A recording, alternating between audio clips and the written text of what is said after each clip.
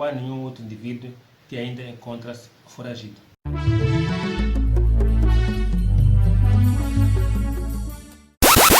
Este é o lugar certo para iluminar a sua casa, a garantir a carga de seus telemóveis, aromatizar o seu automóvel, a tocar a música do seu gosto a Bluetooth, adquirir colunas de som, a proteger o seu telemóvel e muito mais.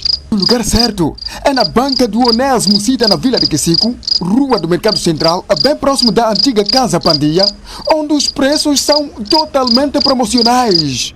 O lugar certo é aqui.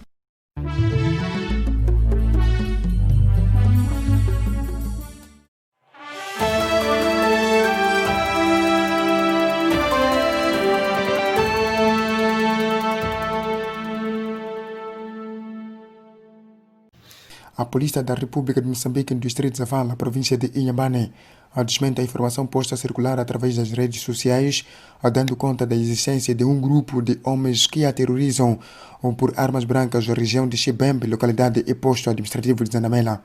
Falando a nossa reportagem com relação a este caso, Joaquim Guiller, comandante distrital da Polícia da República de Moçambique, confirmou a batalha travada por populares da mesma região com um cidadão, por sinal portador de demência, que na altura portava 2 katanas, tendo sido alvos durante o confronto a 7 indivíduos que contraíram ferimentos ligeiros, para além de agredido o suposto criminoso já internado no Hospital Distrital de Quesico. Eu não confirmo que há um grupo que terroriza Chibembe, sim. Há um indivíduo que no dia 27 de noite apareceu naquela comunidade com 2 katanas. Então começou a agredir alguns populares, dando golpes a katanadas, tendo atingido 7 indivíduos. A polícia foi comunicada, deslocou-se para o local.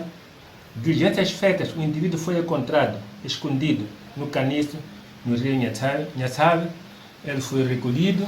Os indivíduos que foram feridos foram conduzidos ao hospital para tratamentos, e o indiciado também sofreu golpes na cabeça. Eu acho que foi naquela tentativa para se neutralizar. Então foi conduzido ao hospital. Neste momento ele está internado no hospital. E aparentemente o indivíduo é demente, não está 100% bom.